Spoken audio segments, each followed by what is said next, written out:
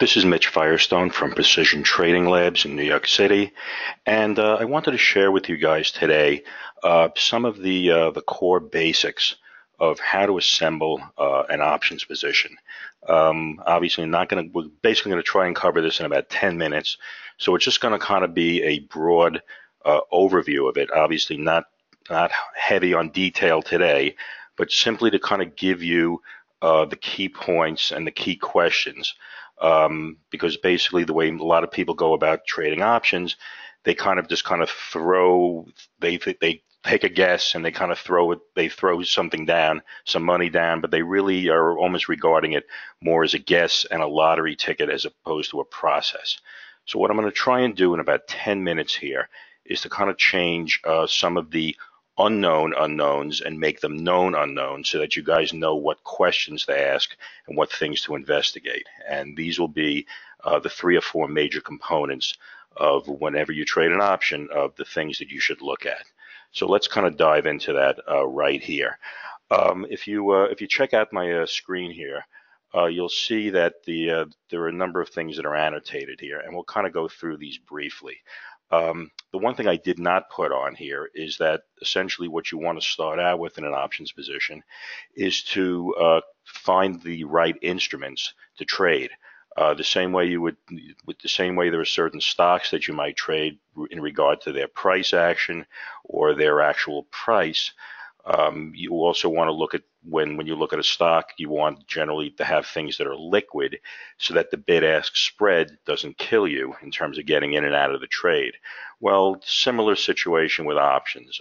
You generally want to have things that are liquid so that the bid-ask spread on both the underlying instrument and then by extension the option will be acceptable so that you can get in and out of the trade without having to make up too much money at the start. So first of all, you start out with that. But then after that, before you even get to your options analysis, you're actually trading the underlying instrument, no matter what you're doing, even regardless of whether you're looking to capitalize on a particular on a gain one way or the other, or whether you're just looking for the price of the underlying to remain fixed or range bound, but one way or another you should have a price action thesis. So essentially you should know how would you trade the stock on its own, or at least be able to sort of anticipate a direction where it might go, or perhaps even to be able to anticipate over a period of time where it just might remain in terms of a range. So in the upper left-hand corner here, I point out that there are 3 basic points of price action that you care about. Whether you can anticipate price moving when it reaches a certain price point in the chart, or whether the price can be safely expected not to reach a certain point when it starts to move. In other words, there are certain options positions where you really don't care what the price does as long as it doesn't get to a certain point. Or the third possibility is whether you just expect the price to sort of remain in between 2 price levels and just sort of basically be in some sort of channel. So that's the price action thesis, as you should have an idea of that. So in looking at this particular symbol here, we have this yellow zone here, and the price action thesis that we have here on this one is that when price reaches this lower level at about $54, we're expecting it to bounce from here. So that forms the price action thesis, the underlying price action thesis for this for this setup. Once we have that, we then need to move on to, okay, well, how can we obviously capitalize on this particular price action thesis? And there are a couple of major components in it, and the major one, the most important one, is the thing that helps you to determine what your strategy is going to be. So the first thing you want to do is start out with the price action thesis, see if you can expect a large price move or a small price move. Once you determine that, then you obviously have to then determine Well, what's the strategy that you're going to use to actually implement that? And to help guide that, you really need to understand what the secret sauce is in terms of assembling an options position. And that secret sauce is the concept of implied volatility. There is the intrinsic value of an option, and that's simply how much in the money or out of how much in the money the price of the underlying is versus a strike price, and that essentially forms the concept of intrinsic value. But then you may have but then you'll have a value that goes outside the intrinsic value, and that's what's referred to as extrinsic value, sometimes referred to as time decay. And time value. And what's in time value is essentially two components. One is the literal amount of time, but then the other one is that secret sauce, and that's implied volatility. So you may have one option which has, let's say, a month to go, and may have $2 of time value. You may have another option that again has 2 months to go, and yet it has $3.50 in time value. Well, what's the difference? The difference is going to be this concept of implied volatility, and that's essentially the range and the range of how the options position is expected to behave by the pricing model for the options. Again, that's a detailed discussion, and we can have that at some other time, but I just kind of want to lay that out. And then the last thing is the having an understanding of time decay. In the case of when you sell options, when you buy an option, time decay is working against you, because generally the longer the trade goes on, that decay starts to leach out of the value of the time leaches out of the options position. Similarly, of course, if you sell the option, well, then time decay is your friend. And then in fact, what happens is you sell the option and it degrades in value, and then it'll either expire worthless or it'll allow you to buy it back much cheaper. So basically, if you take these two things combined, the implied volatility assessment and understanding time decay, that helps you point at what is the right strategy to use, and also points you at the correct tactics.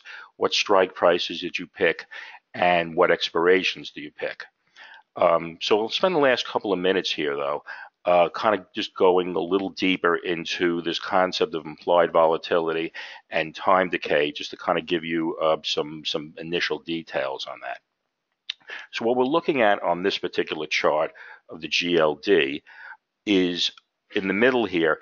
This essentially what this is doing is it's tracking the implied volatility for the past rolling 12 months. And what this is doing is essentially showing the range of where implied volatility is. So when this chart, when these lines are sitting way up at the top here, this is showing that there is a lot of implied volatility that's embedded in the price of the option. When it's sitting at the bottom of this thing here, this is showing that there is relatively low value of implied volatility.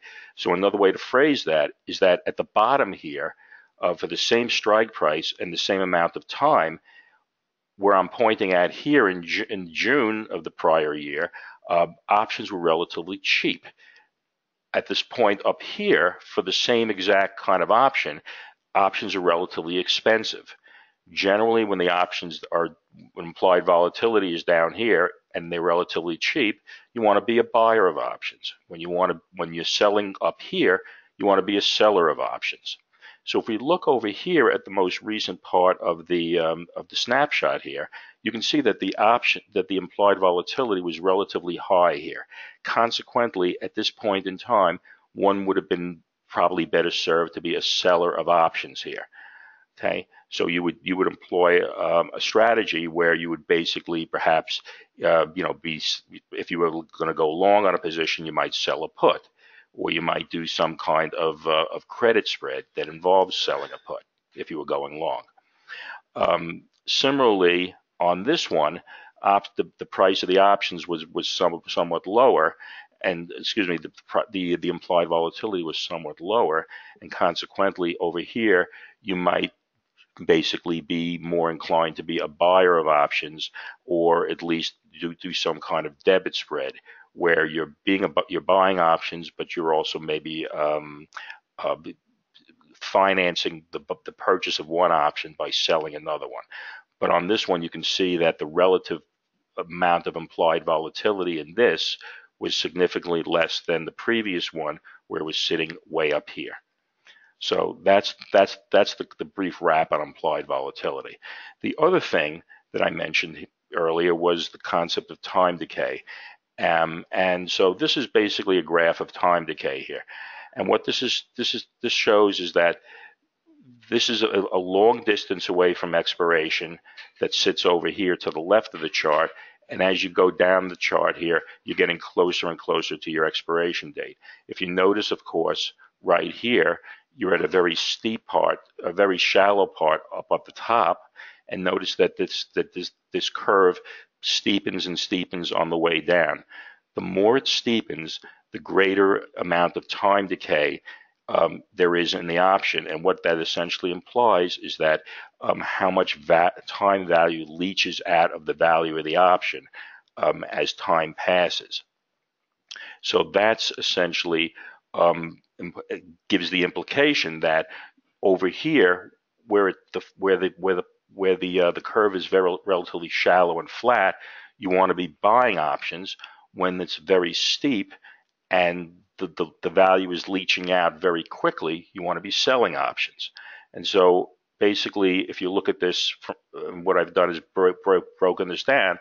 And so inside of the black circle over here is basically where you would want to be buying options, and over here is where you want to be selling options. And you'll see, of course, that these are options that are further out in their expiration date.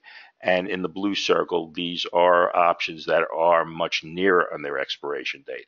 And again, the concept here is that you will be that the amount of time value that leaches out of the option will be much greater in the blue circle here than in the black circle.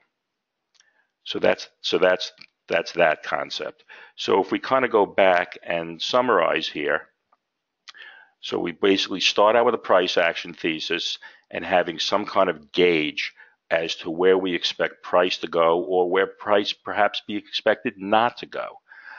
We then go from the price action thesis and maybe give it some sort of guess, or some sort of, I should say, educated guess as to how much of a price move you might expect if price gets to a certain level. You then do an assessment of implied volatility. That will then point you at what strategy to use. It'll then start to give you some guidance as to what tactics you use in terms of strike and expirations. And then finally, having an understanding of time decay will then help finalize your tactics, particularly on your selection of expiration dates, so that you're taking into account whether time decay is your friend or your enemy in the position. So anyway, that's kind of the brief rundown on strategy selection and options, and we will see you next time. Take care. Bye-bye.